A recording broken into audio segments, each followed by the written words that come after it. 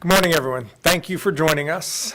We've had a tough winter season in North Carolina, and it is not over yet. We expect more winter weather to return to our state tomorrow, impacting the majority of North Carolina. So this morning, I've declared a state of emergency across the state to respond to this weather development. As a result of that declaration, we are activating the cross-agency storm response that is the State Emergency Response Team. It includes the Department of Transportation, the Department of Public Safety, the North Carolina National Guard, the State Highway Patrol, and our state's utilities.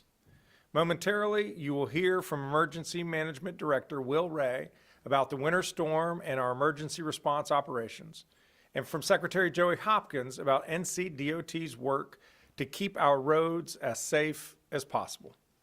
As Director Ray will outline, this winter storm will likely hit the majority of the state. At this time, our greatest concerns are potential power outages and road safety.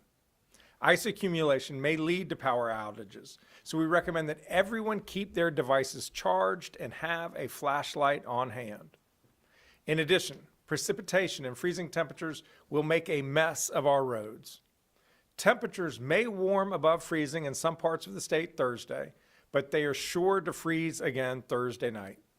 Thawing and refreezing will lead to black ice, so everyone needs to be especially careful on our roads. Please avoid traveling unless it is necessary to travel.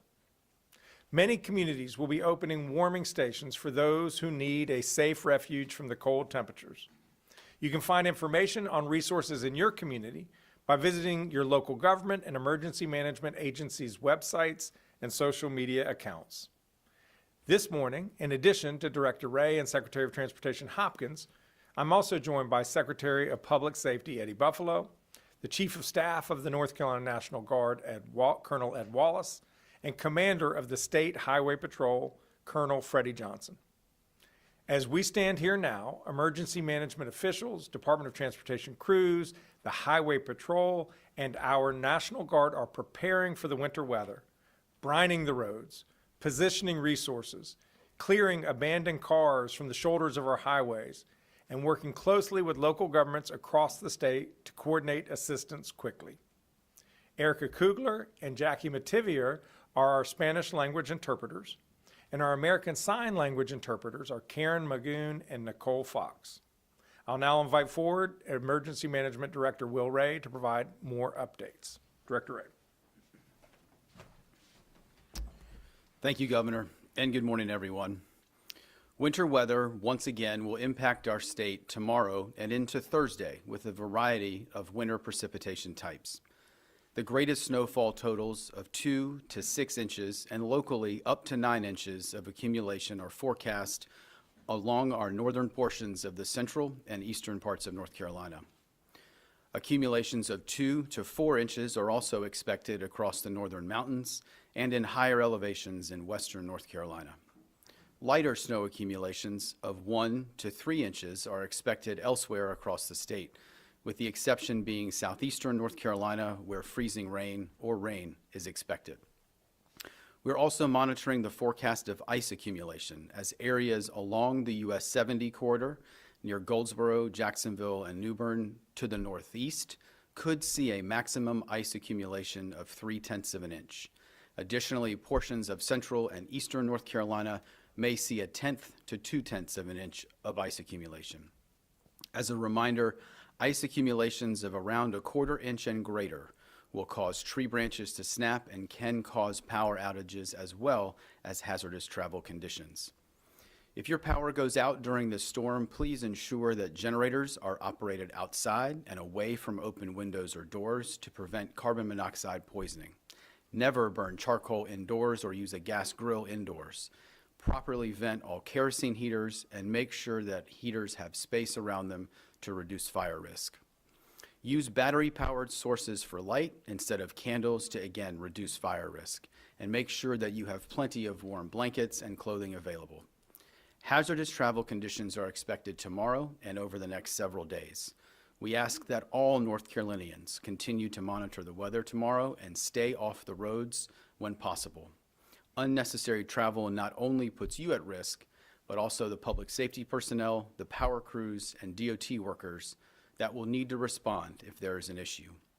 If you must drive in winter conditions, our partners with the State Highway Patrol advise reducing speed significantly, increasing distance between other vehicles, and clearing all snow and ice from your vehicle before traveling. Given the forecast, let's make their work easier by staying off the roads unless absolutely necessary. The State Emergency Response Team has been activated and is working with key partners such as the Department of Transportation, the North Carolina National Guard, the State Highway Patrol, the Department of Health and Human Services, and our local emergency management agencies to ensure that any resources needed are quickly provided to communities throughout our state. As a part of the activation, our state's energy providers will be integrated here at the State Emergency Operations Center. We've been in close coordination with them over the last several days, and they are positioned to quickly respond to any power outages to reduce restoration times. As the governor said, a state of emergency has been issued in preparation for this event, and the State Emergency Operations Center, along with our regional coordination centers, remain in close communication with our local emergency managers across the state. Based on forecasted impacts, we have activated more than 180 National Guardsmen to assist the State Emergency Response Team in supporting communities that are impacted by this storm.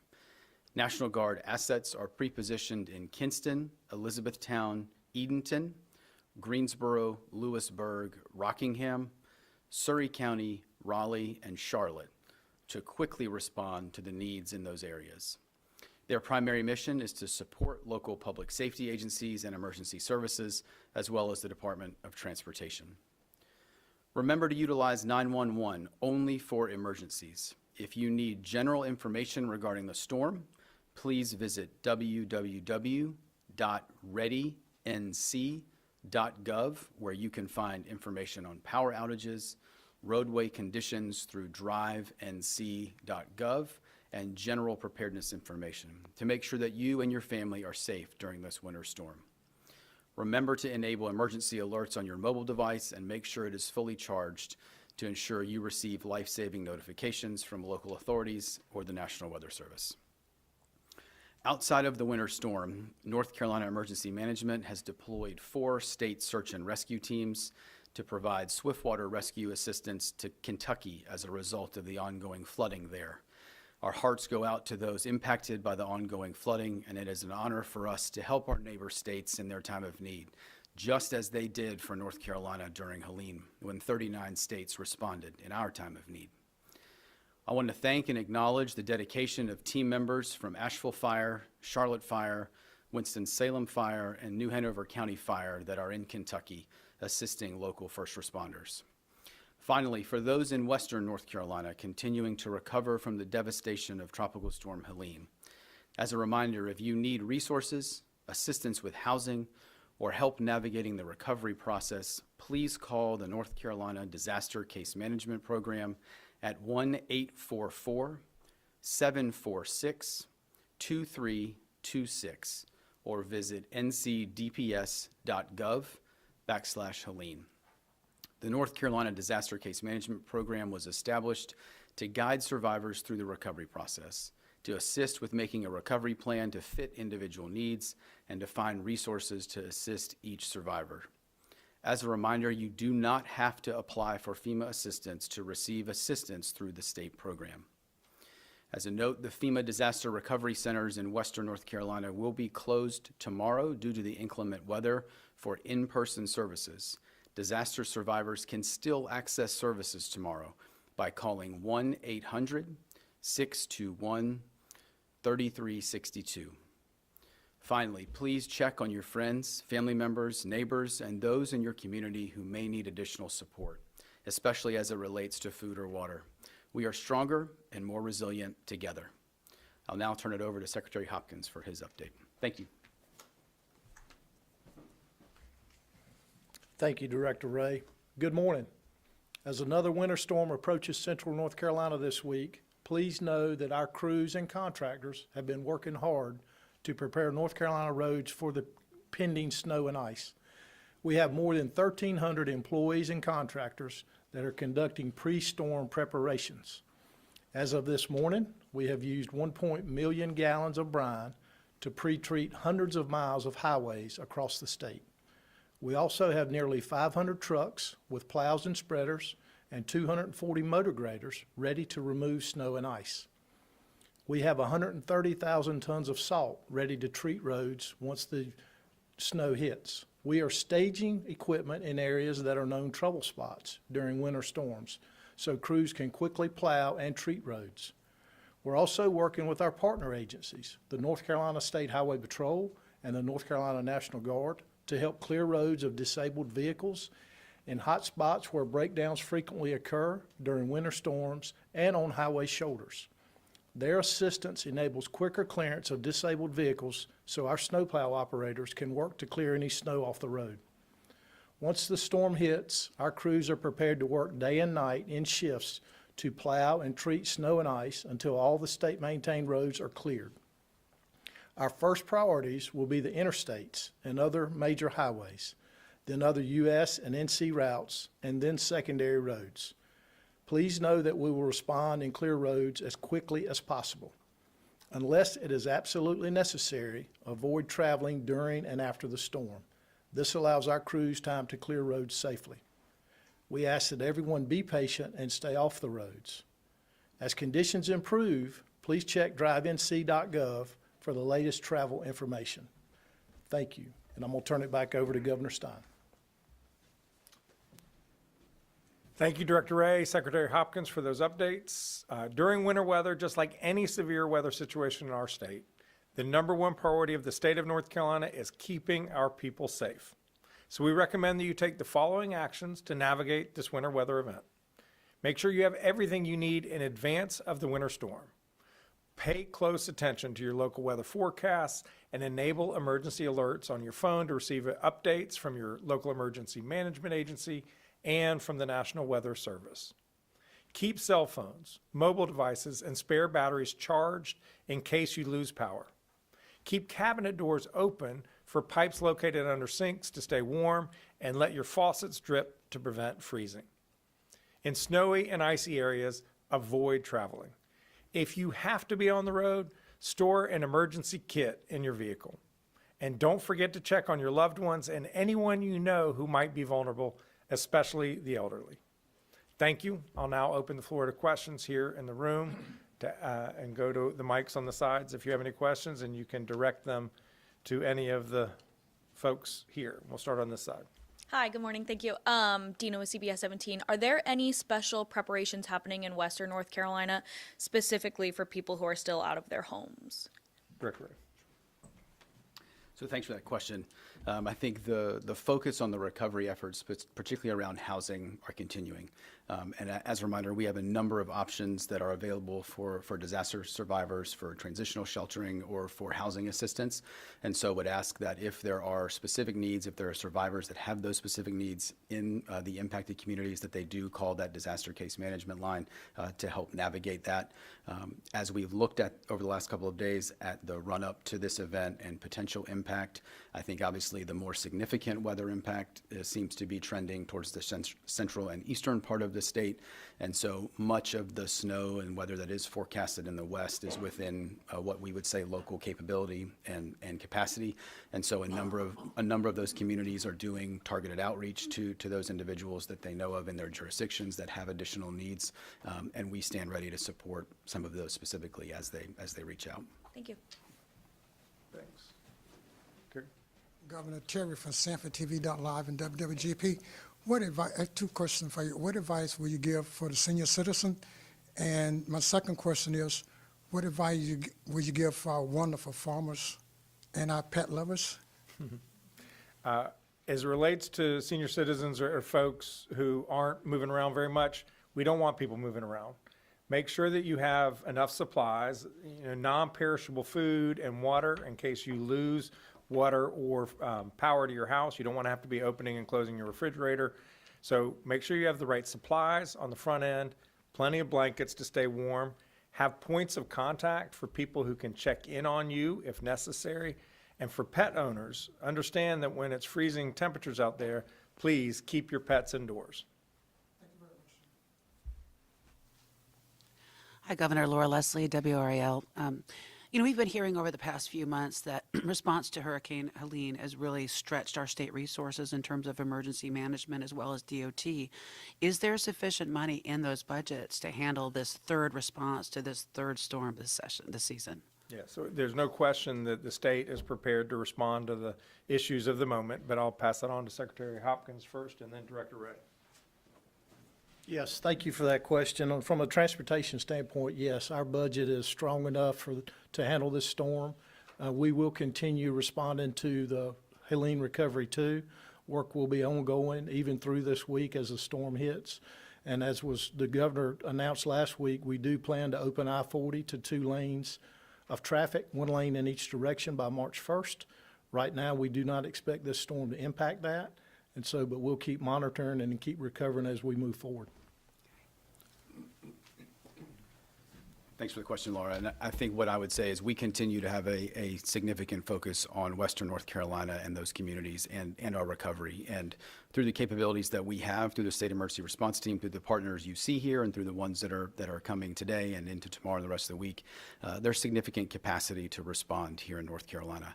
I think over the years, one of the benefits that we've had and that I don't take for granted is through both the governor's office and the General Assembly, we have a fund that is authorized to support initial response costs. And that's obviously something from a Helene standpoint that we're working through reimbursement on with FEMA, but from a financial standpoint, to be able to tap into those resources while we continue to focus on recovery, we can also balance some of the ongoing response needs as well. One other I'll question. just add my own comment to that, Laura, which is that we have funds sufficient to do the response to this storm that is about to hit. Where we need more funds is the long-term recovery for Western North Carolina. And as you know, I submitted a budget request for immediate needs of about $1 billion. The House is considering legislation, which I understand they'll take up next week now, of about $500 million. I thank them for their willingness to start spending some real money to help us get the work going, but we're going to need more work, more help along the way. So there's going to be no question that between the federal and state governments, we need substantial resources to help Western North Carolina recover. Obviously, just to follow up, the legislature has canceled its voting sessions for this week. I mean, is it frustrating at all that it's taking, the storm is actually causing it to take longer to get money on the ground for Helene? My frustration is not with the legislature. My frustration is with the weather. Yes, I mean, I want the legislators to be safe. We're advising people not to travel unnecessarily. We understand they'll come back and take it up next week, and is unfortunately a part of life here in North Carolina this winter. Now, at this point, we'll see if there are any questions on the phone. If you're on the phone, please press 1 to ask a question. The first question is from Helen Chickering with Blue Ridge Public Radio. Please go ahead with your question.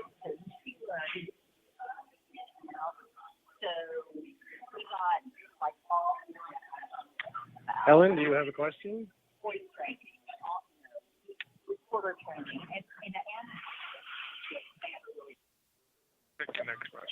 Okay, moving to the next question is with Chris Peterson with WXII TV.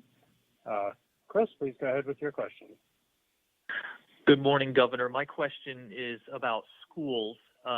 School systems in Western North Carolina and in my area, Winston-Salem, Greensboro, and High Point, have already missed a considerable number of days because of previous winter weather. And remote learning days have been a challenge as well with the 5-day limit. So I was curious, since now there's been a state of emergency declared, would these days that are probably going to be missed this week count against schools? Would they be forced to make these days up, or are you going to waive them? We will look into that question. One element in the budget request that I have made of the General Assembly that they have not indicated a willingness to fund at this point is paying for summer instructional time. There are school systems out west that have missed more than 15 school days already. It's imperative that students not miss out on the opportunity to learn. So we want to have instructional time this summer. That obviously costs money to operate, and so that is one of the budget items that remain in discussion with the General Assembly. I want to make sure that all young people in North Carolina have every opportunity to learn so that they can build whatever life they want for themselves. The next question is from Simone Jasper with the NNO. Please go ahead with your question.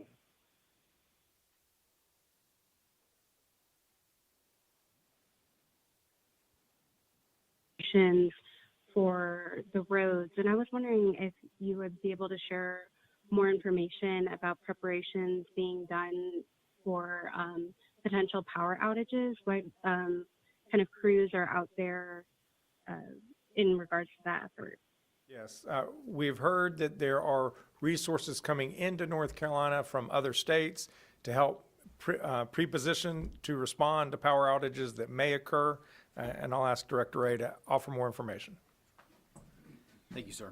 Thank you for that question. I think as the governor said, obviously one of our larger utilities in the state, Duke Energy, will be here, as well as our municipal and co-op partners today into tomorrow as we look at the impact. Again, to make sure that if they have resource needs to be able to quickly move crews, that we can support them as we can.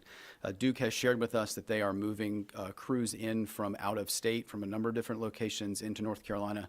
Today, they are moving crews from the west to the east and have a number of crews that will also follow on tomorrow from the western part of the state into primarily central and eastern North Carolina. And they're looking at capabilities both from a vegetation management standpoint as well as line crews to focus on restoration. And so based on the estimates that they're seeing, as we've talked about with the potential ice accumulation in some eastern parts of the state, they feel like they have adequate capacity right now. But I do think, and I know we say this during all events, but this is one of the reasons that it's really important. If you do not have to travel tomorrow and Thursday or later in this week with some of the hazardous conditions that are there, please stay off the roads. I think folks that are on the roads do slow down, whether it's power crews, DOT work, or public safety that are trying to respond. We really need folks to heed that request and stay off the roads where possible this week.